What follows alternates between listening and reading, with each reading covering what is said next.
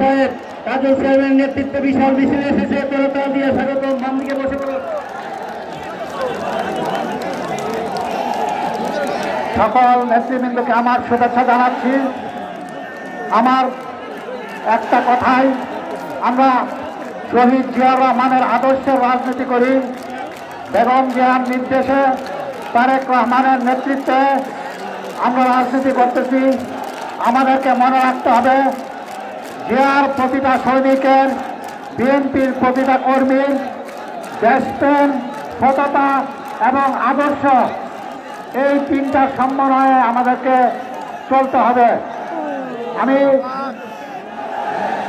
তত্ত্বাবধায়ক সরকারকে, তত্ত্বাবধায়কের প্রধান উপদেষ্টা ডক্টর ইউনূস সাহেব সহ অন্য উপদেষ্টা সহ সকলকে অনুরোধ জানাচ্ছি, আপনারা জনগণের প্রত্যাশা অনুযায়ী একটা স্বচ্ছ, সুন্দর, ভালো নির্বাচন করার ব্যবস্থা করে অতি দ্রুত নির্বাচন দেন। যদি আপনারা একটা ভালো নির্বাচন বাংলাদেশে করাতে পারেন এই মুহূর্তে, তাহলে আপনারা এই দেশের 52 সালের পর থেকে এই দেশের যত মানুষের নাম ইতিহাসের খাতায় লেখা আছে, তাদের মধ্যে আপনাদের নাম অন্যতম থাকবে। সেই সঙ্গে যদি আপনারা এই কাজটা না করেন, তাহলে ইতিহাসে যারা বিক্ষিপ্ত হয়েছে তাদের সঙ্গে পৌঁছাবেন। এইভাবে আমরা কথা শেষ করছি। সবাইকে সংগ্রামী নেতৃবৃন্দ, এই পর্যায়ে আপনাদের সামনে বক্তব্য রাখার জন্য আহ্বান করছি জেলা ছাত্রদলের যুগ্ম সম্পাদক রাজুল ইসলাম নৌ সাহেব। তার বিশাল মিছিল এসেছে, আমরা করতালির মাধ্যমে তাদেরকে অভিনন্দন জানাই। বক্তব্য রাখার জন্য আহ্বান করছেন ঢাকা বিভাগীয় স্পেশাল জজ জনাব,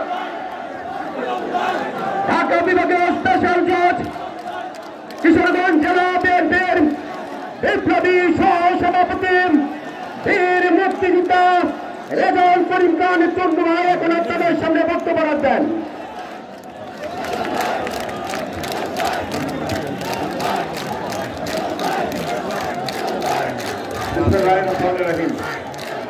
সংগ্রামী সাথীরা, আমি 1 মিনিট বক্তব্য রাখবো। আমার একটা কথা, শেখ হাসিনা এদেশ থেকে পালিয়ে গেছে, এদেশের সম্পদ সব লুট করে নিয়ে গেছে, ভারতের নদীর কূলে আশ্রয় নিয়েছে, সেখানে বসে ষড়যন্ত্র করছে।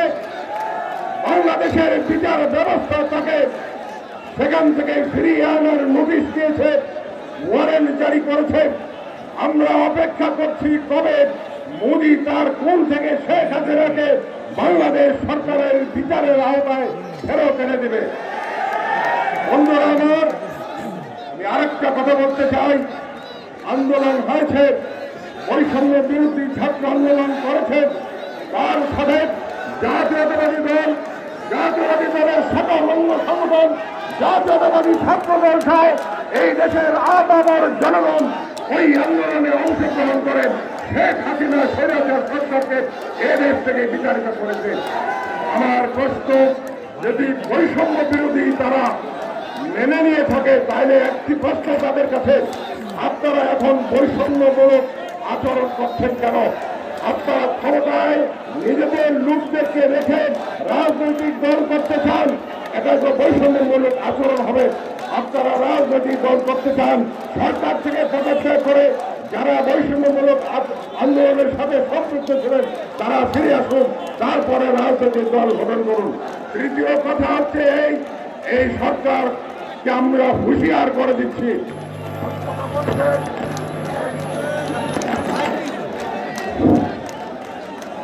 আমি এই অন্তর্বর্তী সরকারের সরকারকে অনুরোধ জানাবো, বাংলাদেশের শুধুমাত্র কিশোরগঞ্জ জেলায় এসে দেখুন এই অন্তর্বর্তীকালীন সরকার বাংলাদেশের মানুষ কি চায়, কিশোরগঞ্জের মানুষ কি চায়।